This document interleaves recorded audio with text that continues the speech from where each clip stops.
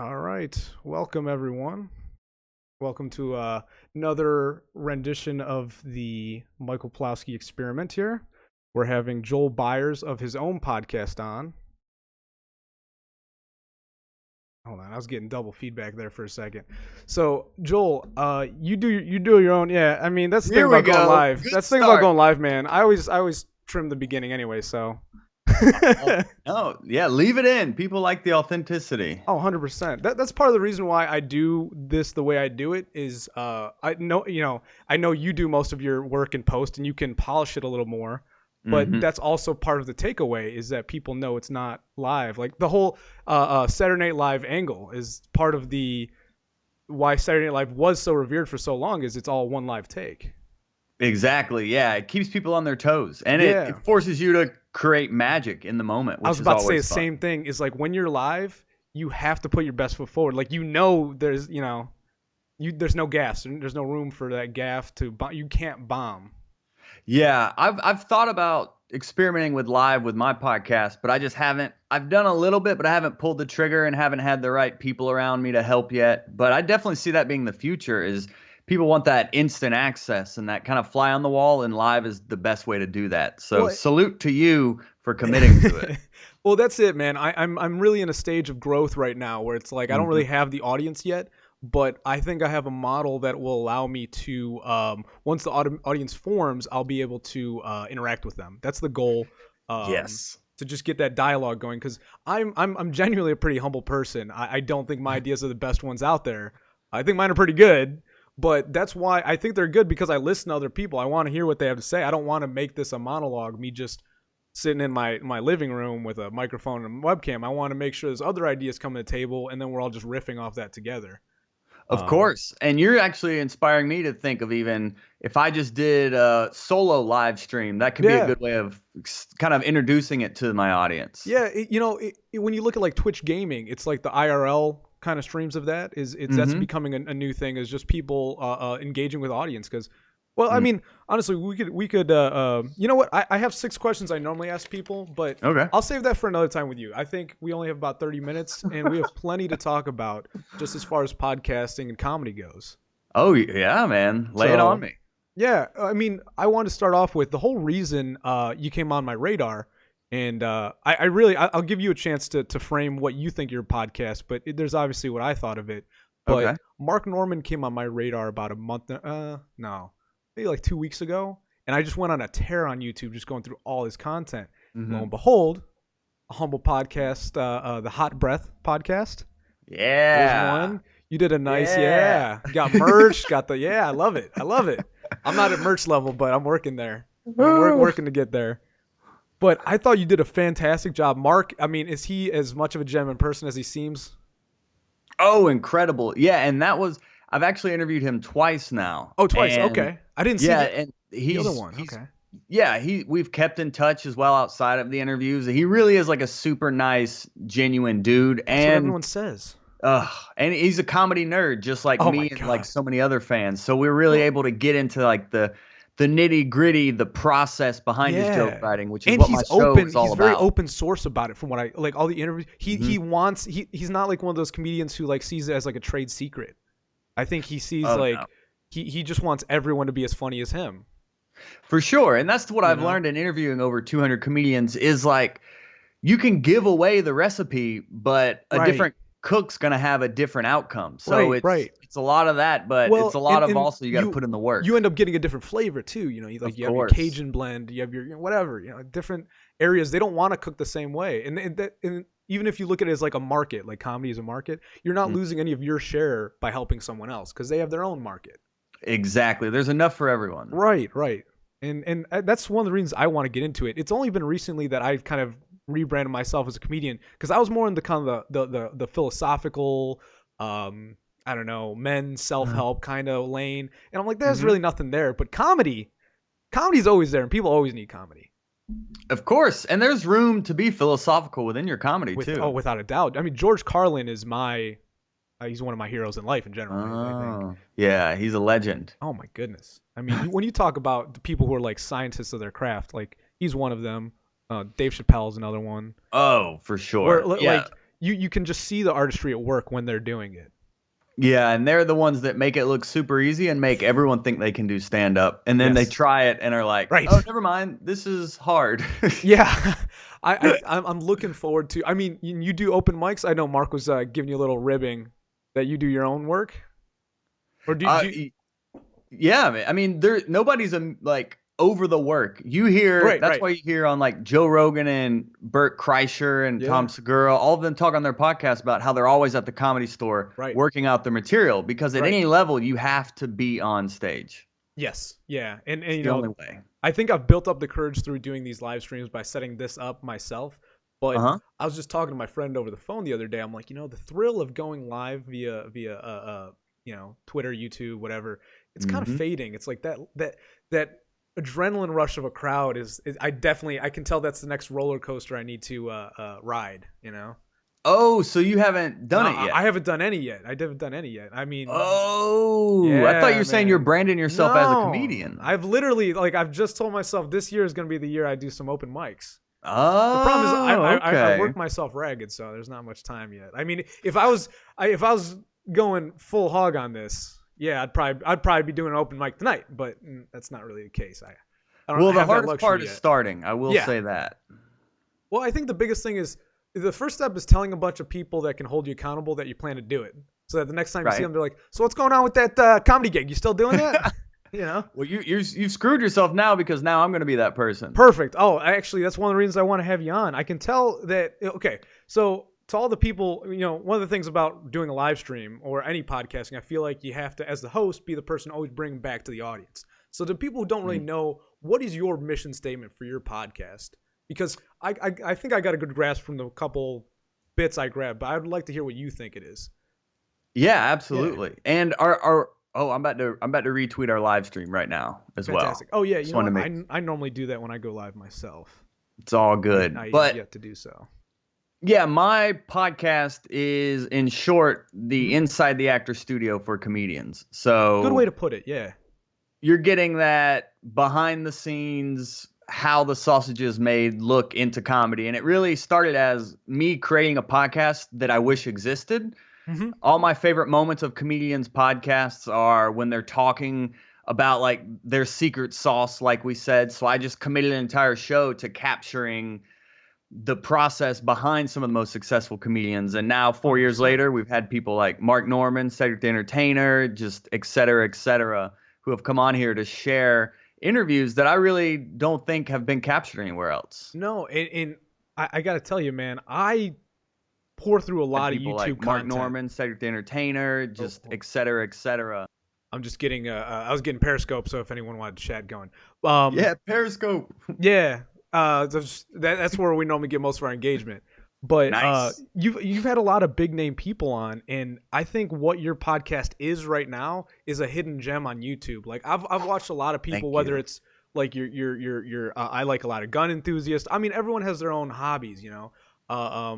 Like I said, at classical philosophy, there's people who tear through that content.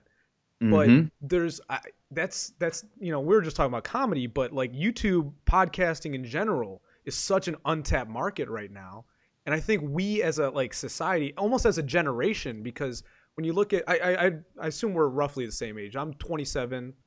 Yeah, I just turned 32 actually. 32? Oh, well, we both look young for our age then. Yeah. But, you know, like our generation, we're still all figuring out how to market ourselves, how to make ourselves available to people who want to hear us, how to bring in more people who've never heard of us. You know, I mean, what is kind of your biggest hurdle been in that domain? As far as as far as what? I was going to say, because I kind of asked two questions. Maybe to ask the first one, what's more important to you? Retaining the people who are listening or finding new people to engage with? Retaining the people already listening. I have found word of mouth, especially, we're both smaller channels and smaller podcasts, you know. Yeah. So really, word of mouth is my number one most useful form of marketing. So it's making sure that anyone in my audience that reaches out, whether it's email, social media, comments, I respond to everything. Not only do I respond, but I engage and I reciprocate questions. I created a private Facebook group where everyone Yeah. can come that listen to Hot Breath and kind of connect with each other and start a dialogue about comedy there. So it really is about nourishing what I have, and that's what has allowed me to grow, is really Okay. focusing on what I do have. And then once that core audience gets what they want, they're more willing to share it with others, and that's how the growth has come. That makes a lot of sense. And that Hmm. is I was not obviously you deal with a larger scale than I do at the moment, but that's my focus as well is I only have a few people that are consistently listening, but it's like you use the right word, nourishing, making sure the people who already know what you're about, you're catering to what the style they want to hear and what they want to Hmm. listen to. Now, Yep. the flip side of that is I've heard a lot of just in general, whether it's gaming, streaming, because I feel like game streaming is like they're the tip of the spear. That's when you look at the volume of any kind of streaming, YouTubing, gaming is like the top one right now as far as numbers. Oh, cool. Yeah, I'm What, not familiar in that world, but okay. I'm always open to learn for sure. I mean, that's a bit of a question then, because do you find there to be, because I look at other lanes of YouTube and podcasting and see like how can that I segue that into my style, like the way people Mm. tweet before they'd go live, or because like they're doing the same thing I'm doing, they're just doing different content. It's still the same, like the method is the same. I Right. mean, do you because I do it. Do you look at other people like that, or do you normally just stay within the comedy frame? Oh, I am always looking outside of comedy and how I Okay. can adapt it. And if there's something, I'm always looking for like the contradiction or Mm. like the tails to their head. Like I'm always Yeah. looking, if I'm seeing something that's really working on you, like on social media or whatnot, I'm like, okay, what is the inverse of that? Right. And I'm really trying to catch the next wave. Like all Yep. comedians right now are posting on social media clips of them doing stand up with the Right. subtitles and Right. the funny caption. Yep. But now I'm like, okay, if I'm seeing it, then it's already been done. What is going to be next? So I'm always Yeah. looking at trends and then trying to stay 3 steps ahead. Yeah. Yeah. I mean, you almost have to stay with the current trend to get ahead. Because if you're not following what the successful people are doing and you're just trying Hmm. your own thing, you're gonna be spinning your wheels forever.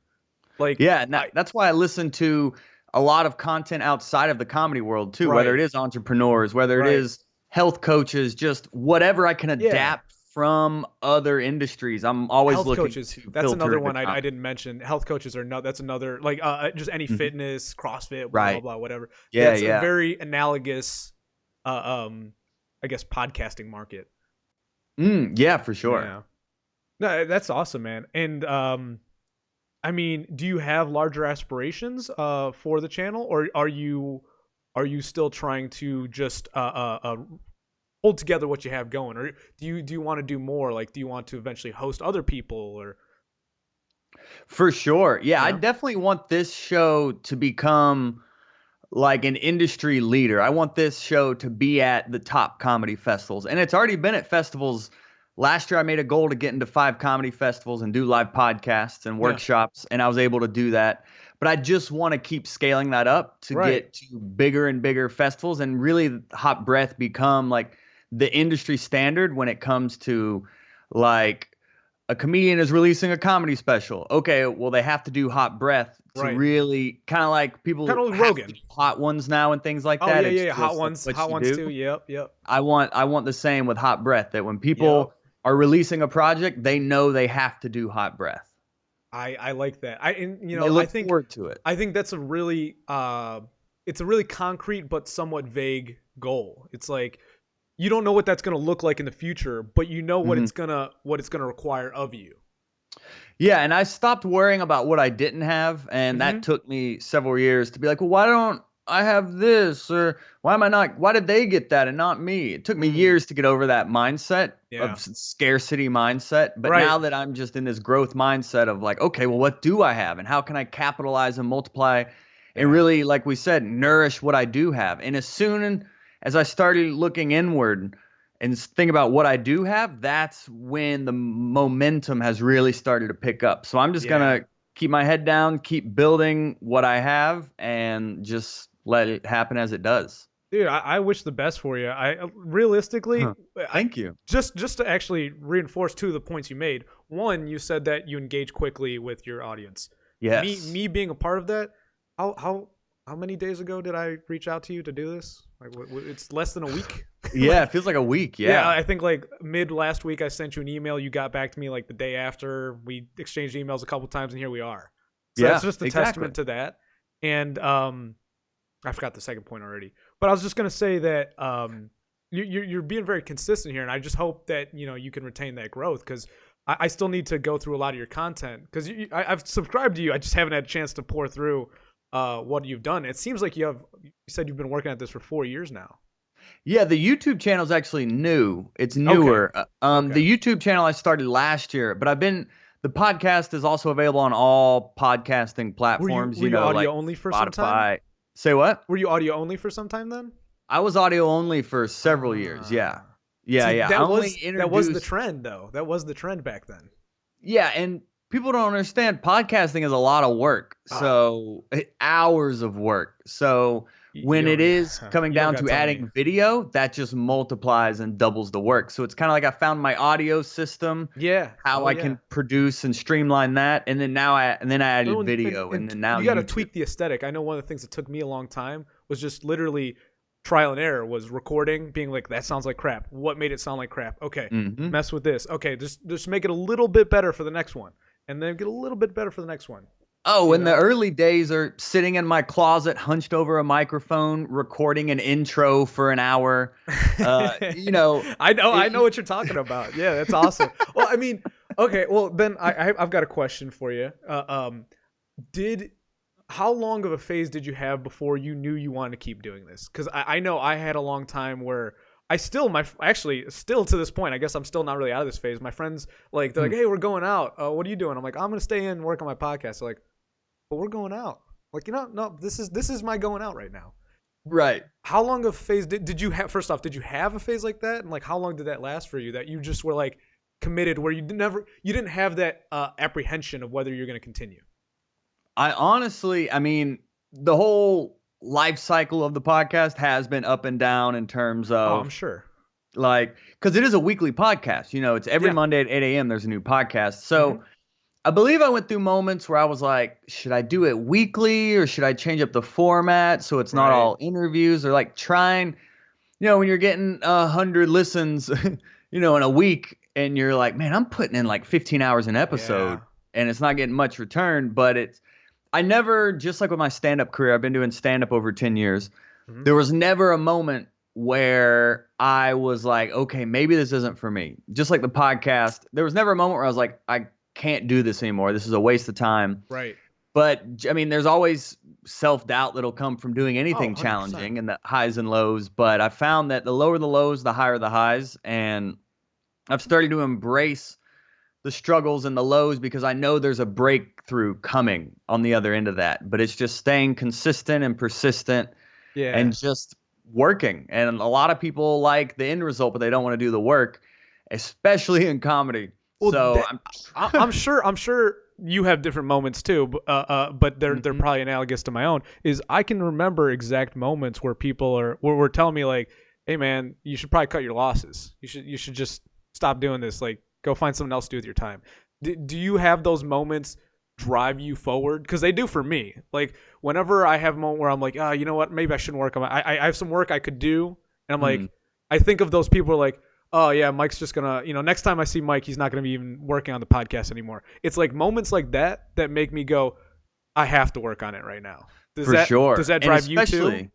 Yeah, but what helps me get over those kind of speed bumps are the audience. And when I hear from an audience, when I hear from like a comedian in India who DMs me on Instagram and is like, your podcast is amazing, or Ireland, it's like at this moment, we have listeners on every continent except Antarctica. Yet we're gonna get Antarctica, but there's listeners on every continent. I just did a 2-week tour last year through the Southeast where it was booked by the listeners. I was just messaging with a comedian in Hawaii who wants to bring me out there this year. So it's like the audience really keeps me afloat and keeps me motivated, even if it was back in the day where it may just be no one even engages on social media, but I may be out at an open mic and a Right. local Atlanta comic is like, hey, please keep doing the podcast. Like so many comics in those early days when I would see them out at shows or sometimes online, but more in person, this was before even online engagement was what it is, was like, keep doing it. Please, we need this. Don't stop. I And would those, imagine. I would yeah. imagine your podcast has helped a lot of comedians' careers too. Like, Oh my gosh. I wish like I how had good does that this feel, show man? starting Like, out. how good does that feel to like go back and like realize how much you might have helped someone get their feet off the ground? It's so rewarding. I And can it only really imagine. is Yeah. just a show I wish existed when I started out. And now I'm finding that Yeah. as comedians, we all have the same pain points. We all have the same Oh wants, yeah. desires, and obstacles. So I'm hoping to kind of carve out those obstacles and make it a little easier for comics to overcome. And the same thing, I just released my first stand-up comedy special. Did you? I self-produced it. I released it myself. It's called The Trophy Husband. Okay. And, Well, you can where see can my we find dog. that? Where can we find that? It's on my website, Okay.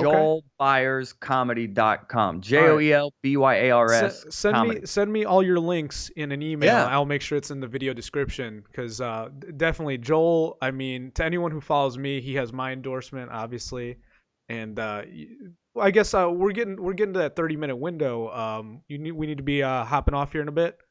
Yeah, I'm actually going to do an interview. Actually, nice. There's a comedian here in Atlanta who is self-releasing her first comedy album, and Okay. I'm always this year especially. I've found that just like when I released my comedy special, hoping to inspire other comics to Mhm. start investing in themselves and creating their own success. When I'm seeing other comics do that as well, I want to get them on the show because I want Right.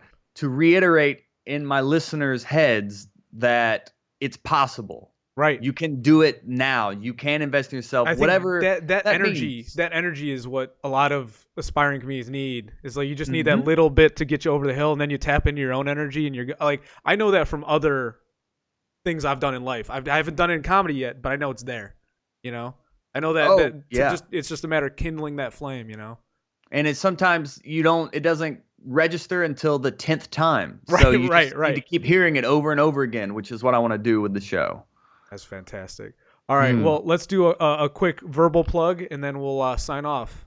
So what are the methods to consume your wonderful content? So YouTube is really where a lot of our momentum is right now. If you go on YouTube, search Hot Breath Podcast, it'll be the first thing that comes up. Subscribe to that. Go pick up the comedy special. It's called The Trophy Husband. It's on your website. It's on my website, joelbyerscomedy.com. My dog back here, Guinness, he actually makes a cameo in it along with my wife. And Oh, fantastic. yeah, Joel Byars Comedy is my website. All social media is at Joel Byars Comedy or at Hot Breath Pod. And the podcast is available on your favorite podcasting app. Very good. All right, Joel, it's been a pleasure having you on. We had to make Oh, it brief. thank you so much. But yeah, no, I thanks for being on my podcast, man. You ever want to just chill out again or do whatever? You're always welcome. I do. And I tell you what, Mike, go do an open mic and then we can do another interview and we can talk about your experience. That sounds fantastic. I'll let you know when that happens, and we'll make something happen then. I'm looking forward to it, Mike. Thanks for having me. Of course. Take it easy, Joel. All right.